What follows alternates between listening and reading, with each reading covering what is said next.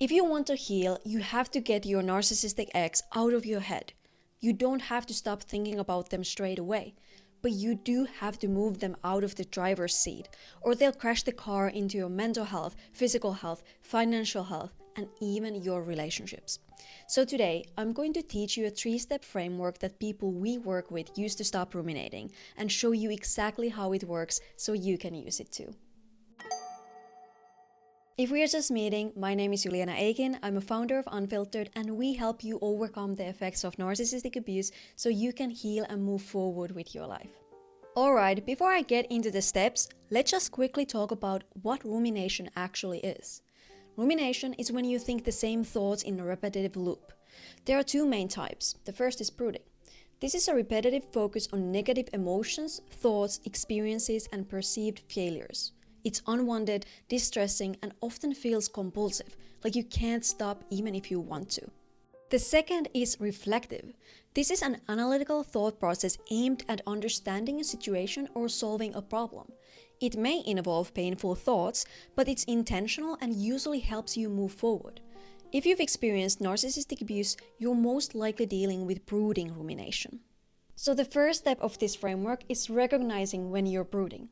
But this can be hard because sometimes, especially if you've been stuck in your head for a while, you don't even realize it's happening. You just zone out and lose track of time. If that sounds like you, try making a list of what your body does when you're ruminating. For example, you might notice things like rocking back and forth, fidgeting, your heart racing, or even getting a headache. These are often your body's way of saying, hey, you're spiraling. And the more familiar you get with your own signs, the easier it becomes to recognize when you're ruminating. Once you notice it's happening, you can figure out whether it's brooding or reflective by asking yourself these 3 questions. 1. Do I feel more grounded after thinking this? 2. Am I thinking about this in a clear and constructive way? And 3. Is this helping me move forward? Answering no to any one of these is a strong sign of brooding.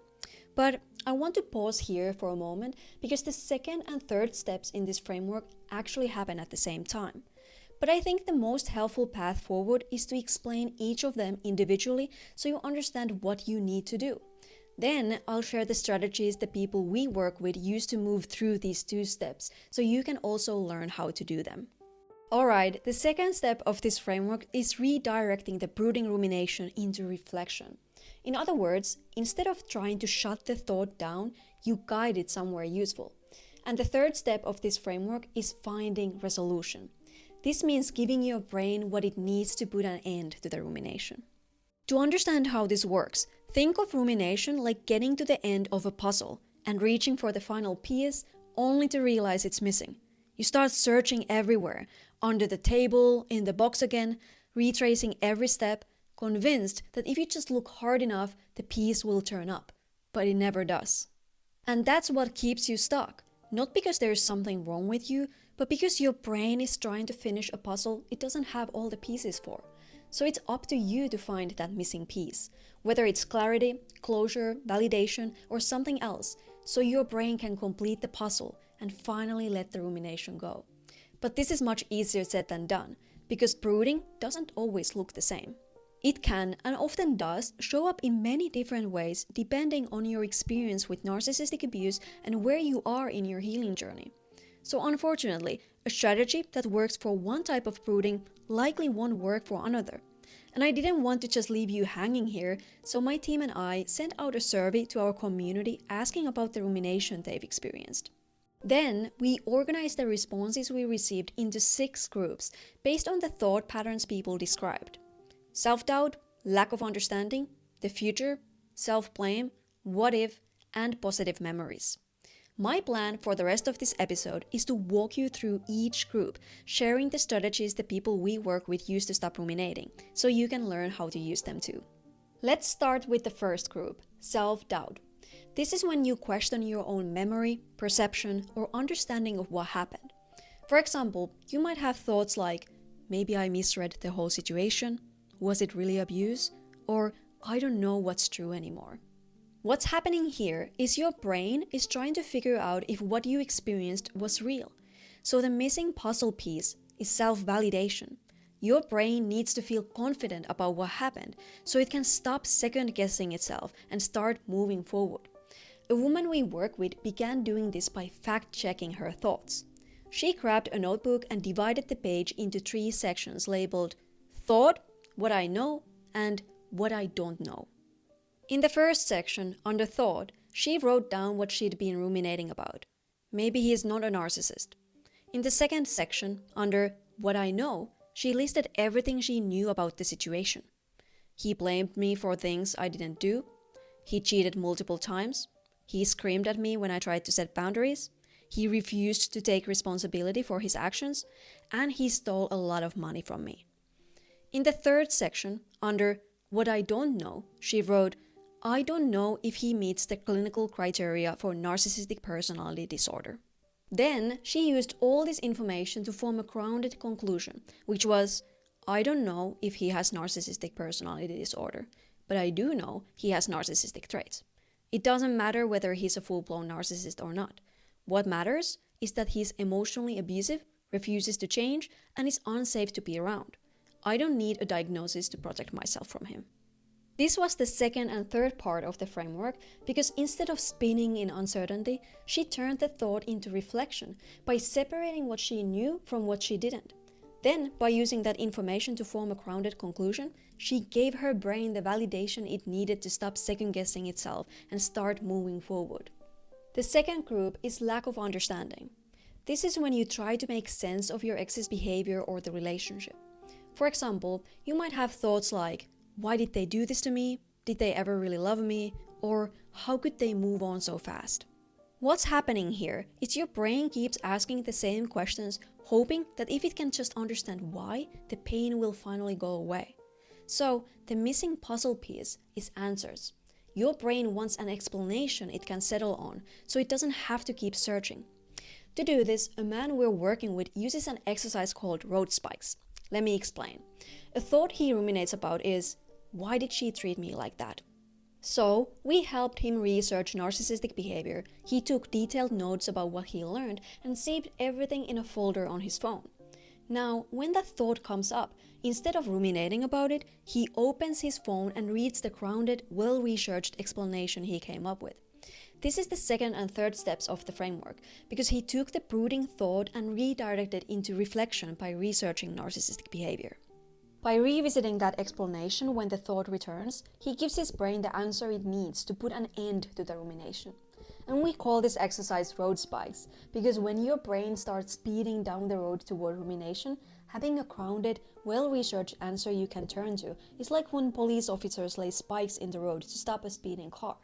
The answer pops your brain's tires and forces it to come to a stop. The third group is the future. This is when you ruminate about the future you expected to have with them, but didn't get. For example, you might have thoughts like, I thought we were going to grow old together, we were supposed to buy a house and settle down next year, or I thought we'd take that trip to Italy, we talked about it for years. What's happening here is your brain hasn't fully accepted that this future you thought you'd have with them is gone, so it keeps revisiting it, trying to hold on. The missing puzzle piece is acceptance. Your brain needs to fully register that this future isn't going to happen, so it can let go and begin the grieving process. To do this, a woman we're working with wrote out the future she expected to have with her ex, and then next to it, a clear reason why it wasn't going to happen. For example, she thought she'd start a family with him. But when the relationship ended, she discovered he had secretly gotten a vasectomy behind her back and had been living a double life with another woman. So, next to that expected future, she wrote, this future isn't possible because he never intended to start a family with me. He made choices behind my back that destroyed that possibility. It's natural to feel sad and to grieve the life I thought we'd have, but I can't keep holding on to something that was never going to happen. This was the second and third steps of the framework because instead of clinging to the future, she redirected the rumination into reflection by facing the truth of why it couldn't happen. That strength, honesty, and bravery is what opened the door to the acceptance her brain needed to stop ruminating and begin the grieving process. The fourth group is self-blame. This is when you blame yourself for what you did or didn't do. For example, you might catch yourself thinking things like, Why didn't I trust my gut? I let them treat me that way. That's on me. Or I stayed way longer than I should have. What's happening here is your brain is trying to regain a sense of safety. If it can convince you that you're to blame for something you did or didn't do, it creates the illusion that you had power over what happened. And that illusion can feel safer than facing how powerless or blindsided you really were. This type of rumination is especially tough because sometimes it has a point. Maybe you could have set stronger boundaries. Maybe you didn't leave when you had the chance. Maybe you should have handled things differently. So the missing puzzle pieces here are acceptance of what was actually possible for you at the time and compassion for the version of you who was doing the best they could. To do this, a woman we are working with likes to challenge the self-blame. The first time she tried this, she grabbed a piece of paper and created 2 sections. On the left, she wrote, "I should have left the first time he screamed at me." On the right, she challenged it by answering this question. At that time, with what I knew, what I believed, and where I was emotionally, what would have actually been possible for me to do? She worked through this question with the mental health professional she's seeing, going back and forth until she landed on the most honest answer she could. I'm paraphrasing a bit here, but the final answer was, "I didn't see it as abuse at the time. I thought it was just a rough patch. I was still hoping the relationship would get better, and I didn't want to give up on someone I loved." This was the second and third steps of the framework because challenging the self-blame redirected the brooding rumination into reflection. And answering what was truly possible for her at the time gave her brain the acceptance and self-compassion it needed to put an end to the rumination. The fifth group is what if. This is when you obsess over how things could have gone differently. For example, what if I had been more patient? What if we had gone to counseling? Or what if I hadn't pushed them away? What's happening here is your brain is trying to ease the pain by imagining a version of the past where everything turned out okay. So the missing puzzle piece here is closure. Your brain needs to understand, on a deep emotional level, that even the better version wouldn't have changed the outcome, so it can stop searching for one that would. To do this, a woman we are working with uses the what if thought she's stuck on as a journaling prompt. For example, one prompt she used was, "What if I had just agreed to move in with him?"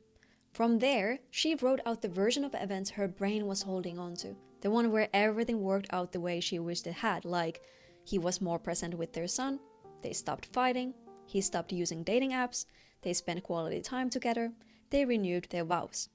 And she finished the exercise with one final question. Can a narcissist change? Then she brought it into her next session with the mental health professional she's working with. Over the next several sessions, they used what she wrote as a starting point to apply something called the rubber band theory. If you're unfamiliar with this term, it's a fancy way of saying a narcissist can't truly change. You can teach a narcissist to act more empathic, less entitled, or more emotionally aware. They can learn to say the right things, listen better, or behave more kindly.